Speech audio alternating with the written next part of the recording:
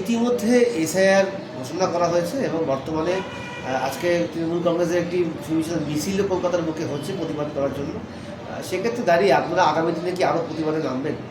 অবশ্যই আমরা এসআইআর নিয়ে জননেত্রী মমতা ব্যানার্জি এবং অভিষেক ব্যানার্জির নির্দেশ মোতাবেক গত 6 মাস যাবৎ আমাদের ব্লকে, আমাদের জেলাতে ধারাবাহিক কর্মসূচি আমরা সংগঠিত করেছি।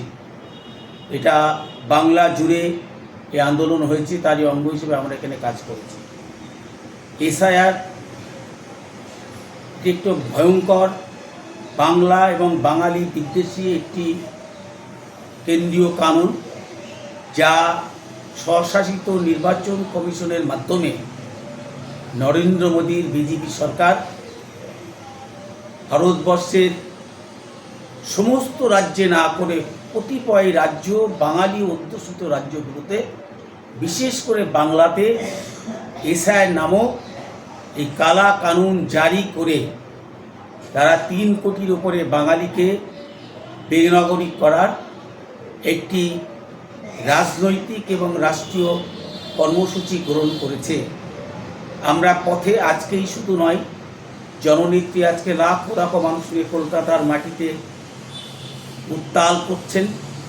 আমরা ইতিমধ্যেই দীর্ঘ 6 মাস ধরে এসআইআর, পরিযায়ী শ্রমিক, বাঙালি এবং বাংলা বিদ্বেষী এই বিজেপি সরকারের বিরুদ্ধে, নরেন্দ্র মোদীর বিরুদ্ধে, অমিত শাহের বিরুদ্ধে আমাদের লড়াই সংগ্রাম জারি ছিল, আছে এবং ভবিষ্যতেও থাকবে।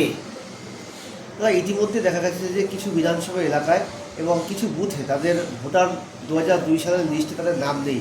শুধুমাত্র কি নির্বাচনের আগে হিন্দু মুসলিমের মধ্যে বিভাজন করার জন্যই কি এই এসআইআর? কি মনে করছেন? এসআইআর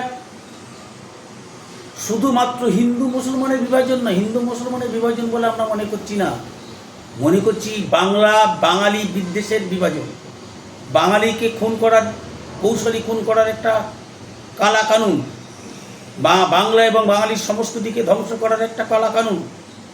দুর্ভাগ্যবশত বাঙালিকেই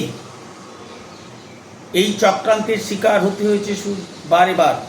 শুধু নয়, গোটা বিশ্বে প্রায় 50 কোটিরও বেশি মানুষ বাংলা ভাষায় কথা বলে, বাংলায় প্রতিবাদ করে, বাংলায় চিৎকার করে, এবং পৃথিবীর 417টা ভাষার মধ্যে রাষ্ট্রসংঘ বাংলার মর্যাদায় এবং ঐতিহ্যের বিচারে বাংলার স্থান হচ্ছে 6ষ্ঠ। সংখ্যাগরিষ্ঠতার দিক থেকে বাংলা ভাষার স্থান, বাঙালিদের স্থান হচ্ছে 6ষ্ঠ। বাংলা একটি ধ্রুপদী সাহিত্য সংস্কৃতির আধার। এ বাংলায় রবীন্দ্রনাথ দিয়েছে, এ বাংলা বিবেকানন্দকে দিয়েছে, এ বাংলা কাজী নজরুল ইসলামকে দিয়েছে, এ বাংলা বিনয় বাদলকে দিয়েছে, এ বাংলা বসন্তকে দিয়েছে, এ বাংলা ক্ষুদিরামকে দিয়েছে, গুজরাট মেহুল চস্কীকে দিয়েছে, নীরব মোদীদের দিয়েছে, ললিত মোদীকে দিয়েছে। এদের তৈরি করতে পারে না। এ বাংলা মমতা ব্যানার্জিকে দিয়েছে, এ বাংলা অভিষেক ব্যানার্জিকে দিয়েছে। আমরা লড়াই জানি, প্রতিবাদ জানি।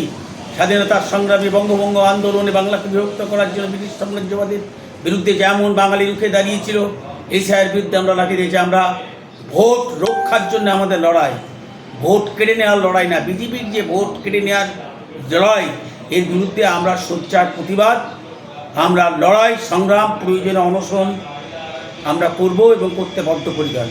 আমরা বাংলা এবং বাংলা সংস্কৃতিকে, বাঙালিকে রক্ষা করার এই লড়াইয়ে আমরা ছিলাম, আছি, থাকবো।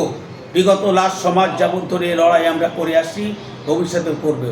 আমরা নির্বাচনের আগে বাংলাকে তছনছ করার জন্য, বাংলার সংস্কৃতিকে, বাঙালিকে ধ্বংস করার জন্য নরেন্দ্র মোদীর এই যে চক্রান্ত, এই যে কৌশল, এর বিরুদ্ধে আমাদের প্রয়োজনে সশস্ত্র রক্তক্ষয়ী আন্দোলনের পথে আমরা বাড়াতে কুণ্ঠাবোধ করবো না। হিন্দু মুসলিম যেটা বলছে, আপনি একজন প্রশাসনিক পদে আছেন এবং উপপ্রধান, সেই হিসাবে মানুষকে কীভাবে বোঝাচ্ছেন এসআইআর সঙ্গে? এখন মমতা ব্যানার্জির নির্দেশ, যেভাবে মমতা ব্যানার্জি আমাদেরকে নির্দেশ দেবে আমরা সেই মতোই চলব।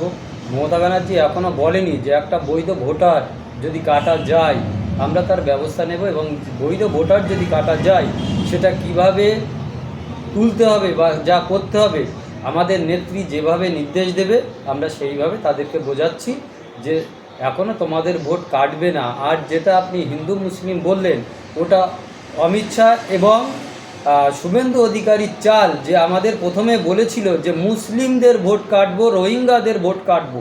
আমাদের এখানে মুসলিম রোহিঙ্গাদের একটা ভোটও কাটা যাবে না।